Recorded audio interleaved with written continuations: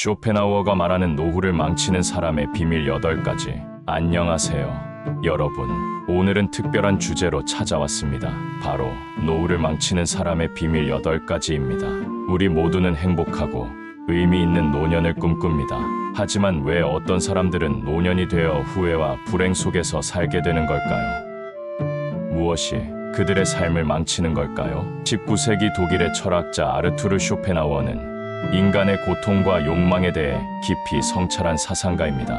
그는 인생은 고통에서 시작해 권태로 끝나는 진자 운동이라고 말했습니다. 비관주의 철학자로 알려졌지만 그의 통찰은 현대를 살아가는 우리에게도 중요한 지혜를 줍니다. 오늘은 쇼펜하우어의 철학을 현대적으로 재해석하여 노후를 망치는 사람들의 8가지 비밀에 대해 알아보겠습니다. 이 비밀들을 알고 피한다면 우리는 더 의미 있고 평온한 노년을 맞이할 수 있을 것입니다. 쇼펜하우어는 대부분의 사람들은 젊음의 행복이 어디에 있는지도 모르다가 늙어버린다고 말했습니다. 그렇다면 노년의 행복을 가로막는 함정들은 무엇일까요? 함께 알아봅시다.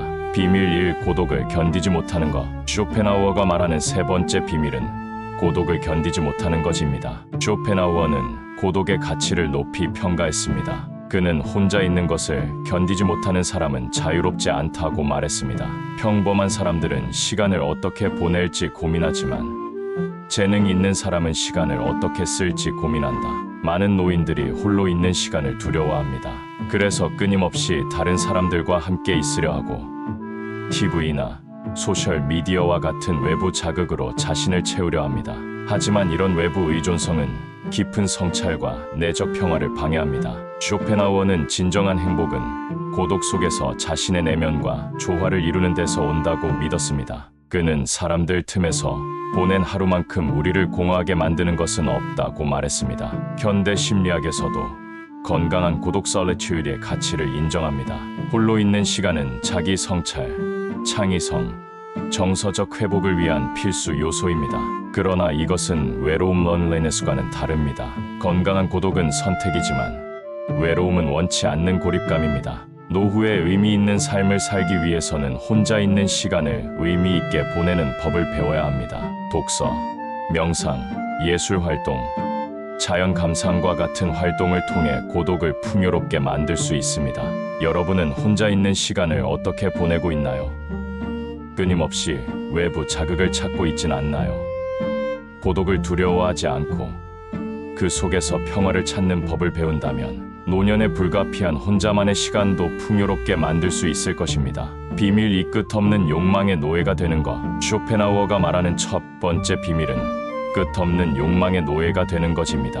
쇼펜하우어는 인간의 삶을 이즈웰라는 개념으로 설명했습니다. 그에 따르면 우리는 끊임없이 무언가를 욕망하고 그것을 얻으면 잠시 만족했다가 곧 새로운 욕망에 사로잡힙니다. 그는 이것을 의지의 영원한 굶주림이라고 불렀습니다. 인간의 삶은 욕망에서 욕망으로 끊임없이 이동하는 것이다. 욕망이 충족되면 일시적인 만족감을 느낀다. 하지만 그것은 새로운 욕망의 시작일 뿐이다. 나이가 들어서도 끊임없이 더 많은 부, 명예, 인정을 추구하는 사람들이 있습니다. 70대, 80대가 되어서도 더 큰 집, 더 비싼 차, 더 많은 자산을 모으기 위해 노력하는 사람들이죠. 하지만 이런 욕망의 순환에서 진정한 만족은 결코 오지 않습니다. 현대 심리학은 이를 쾌락의 쳇바퀴에 더한 트레드밀라고 부릅니다. 우리는 새로운 것을 얻으면 잠시 행복하지만 금세 적응하고 다시 불만족스러워집니다. 노년의 진정한 평화를 찾기 위해서는 이 끝없는 욕망의 굴레에서 벗어나야 합니다. 쇼펜하우어는 이렇게 말했습니다. 행복은 욕망을 충족시키는 것이 아니라 욕망을 줄이는 것에 있다. 여러분은 자신의 충분함을 알고 있나요? 더 많은 것을 원하는 마음이 진정한 행복을 가로막고 있지는 않나요? 노년의 평화를 찾기 위해서는 가진 것에 만족하는 법을 배워야 합니다. 비밀 3. 외적 가치에 자신의 정체성을 두는 것. 쇼펜하우어가 말하는 두 번째 비밀은 외적 가치에 자신의 정체성을 두는 것입니다. 쇼펜하우어는 인간의 행복을 세 가지 범주로 나눴습니다. 우리가 가진 것, 우리가 표현하는 것, 우리가 생각하는 것.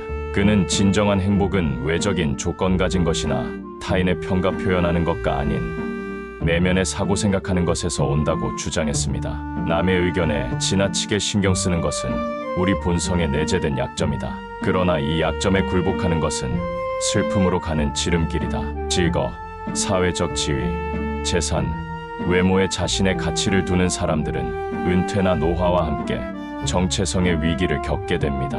CEO, 의사, 교수와 같은 직함이 사라지면 나는 누구인가? 라는 질문 앞에서 공허함을 느끼게 됩니다. 외모에 자신의 가치를 두었던 사람들은 노화의 흔적이 나타나며 깊은 상실감을 경험합니다. 재산과 소유물에 정체성을 두었던 사람들은 그것을 잃을까 두려워 끊임없이 불안해합니다. 현대 심리학자들은 이를 외재적 가치 지향이라고 부릅니다. 연구에 따르면 외재적 가치에 중점을 둔 사람들은 내재적 가치 개인적 성장, 의미 있는 관계, 공동체 기여에 중점을 둔 사람들보다 덜 행복하고 더 많은 심리적 문제를 겪는다고 합니다. 쇼펜하우어는 자신의 내면에서 행복을 찾지 못하는 사람은 외부에서도 찾지 못할 것이다 라고 말했습니다. 여러분은 직업이나 사회적 지위, 재산이 아닌 자신의 내면적 가치에 기반한 정체성을 가지고 있나요? 노년의 이러한 외적 조건들이 변할 때 흔들리지 않는 자아를 유지할 준비가 되어 있나요? 비밀사 지적 성장을 멈추는 것 1300, 1630 쇼펜하우어가 말하는 네 번째 비밀은 지적 성장을 멈추는 것입니다. 쇼펜하우어는 지적 탐구의 가치를 매우 높게 평가했습니다. 그는 독서는 다른 사람의 생각으로 사고하는 것이다. 하지만 우리 자신의 지성을 개발하기 위해서는 스스로 사고해야 한다고 말했습니다. 제한된 마음은 제한된 행복만 경험할 수 있다. 많은 사람들이 나이가 들면서 새로운 것을 배우기를 중단합니다.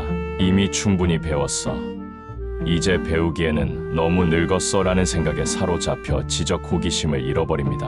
하지만 뇌과학 연구에 따르면 평생 학습은 인지 기능을 유지하고 치매를 예방하는 데 도움이 됩니다.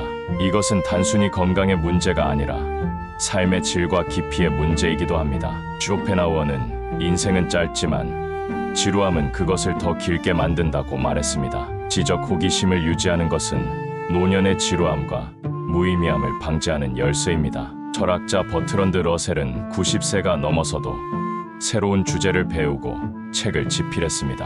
화가 모네는 80대에 백내장으로 시력이 약해졌지만 계속해서 그림을 그렸고 그의 후기 작품들은 오히려 더 혁신적인 것으로 평가받습니다.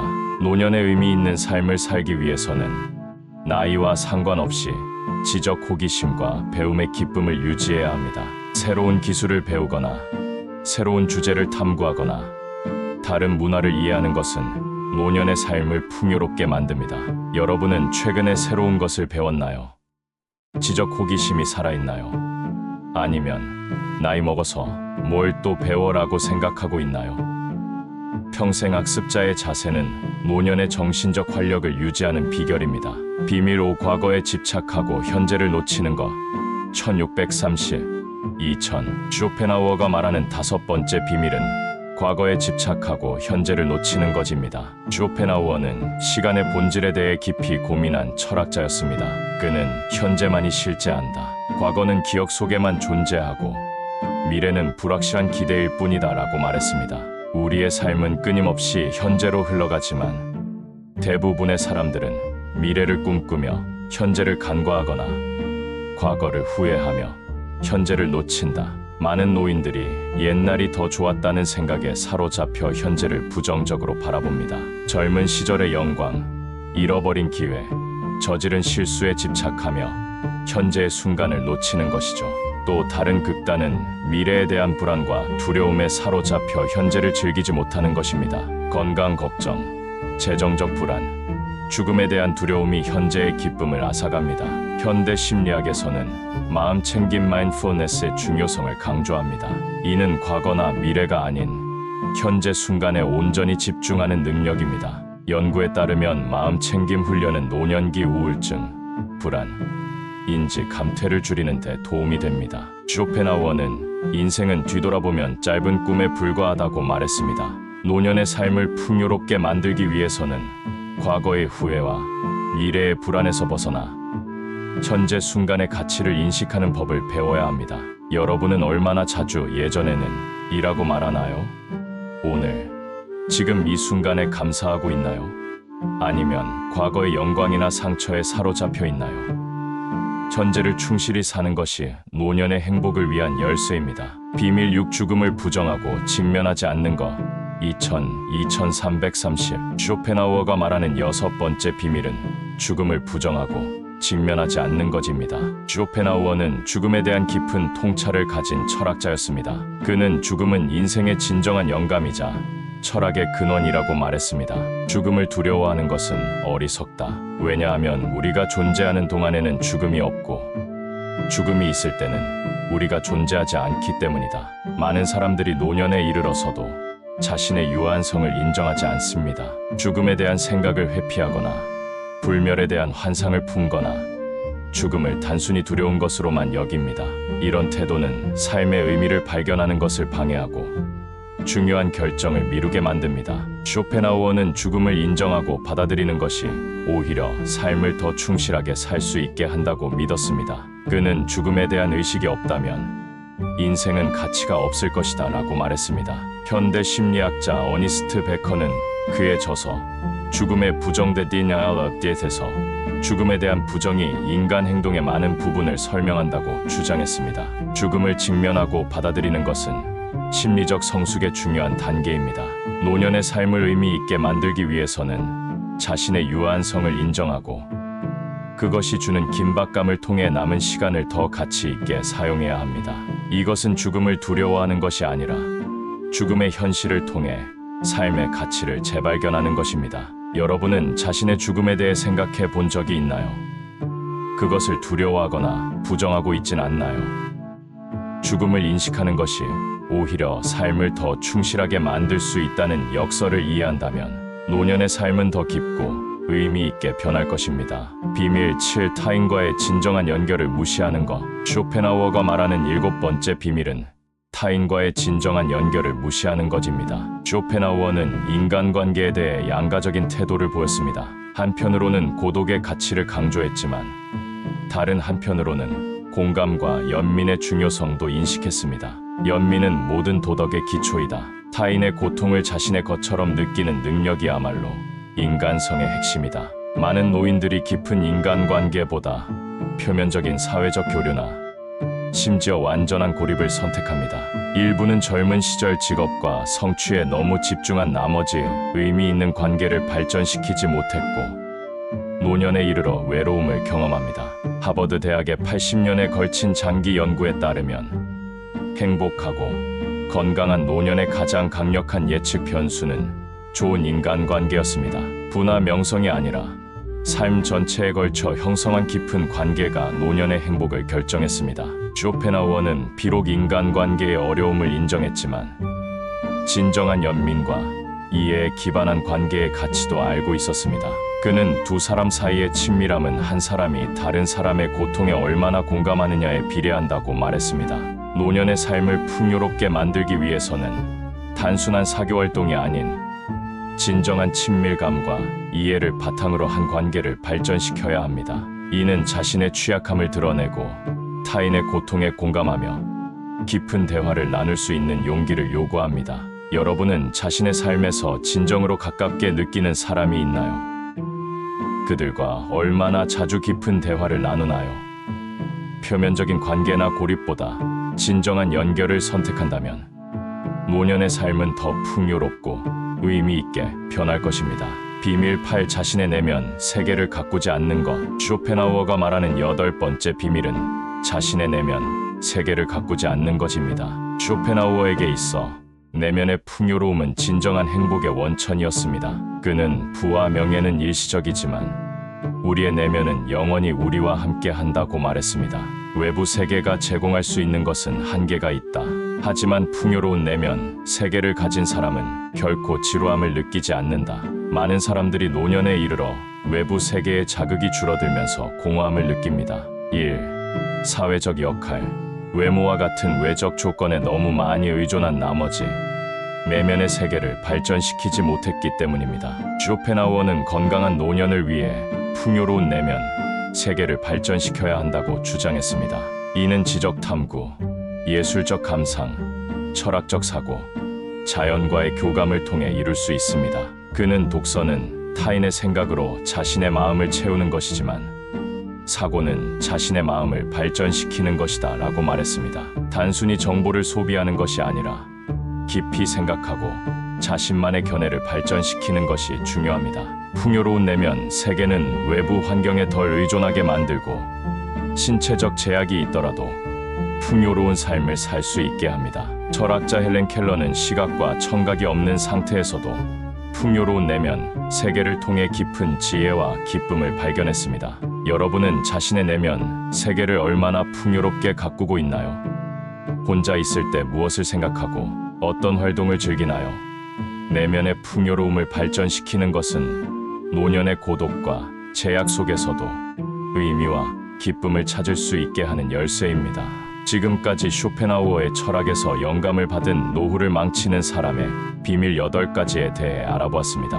끝없는 욕망의 노예가 되는 것, 외적 가치에 자신의 정체성을 두는 것, 고독을 견디지 못하는 것, 지적 성장을 멈추는 것, 과거에 집착하고 현재를 놓치는 것, 죽음을 부정하고 직면하지 않는 것, 타인과의 진정한 연결을 무시하는 것, 자신의 내면 세계를 가꾸지 않는 것. 쇼펜하우어는 비록 비관주의 철학자로 알려졌지만 그의 통찰은 우리가 더 풍요롭고 의미 있는 노년을 살기 위한 중요한 지혜를 제공합니다. 그는 대부분의 사람들은 그들의 행복이 어디에 있는지도 모른 채 살다가 죽는다고 말했습니다.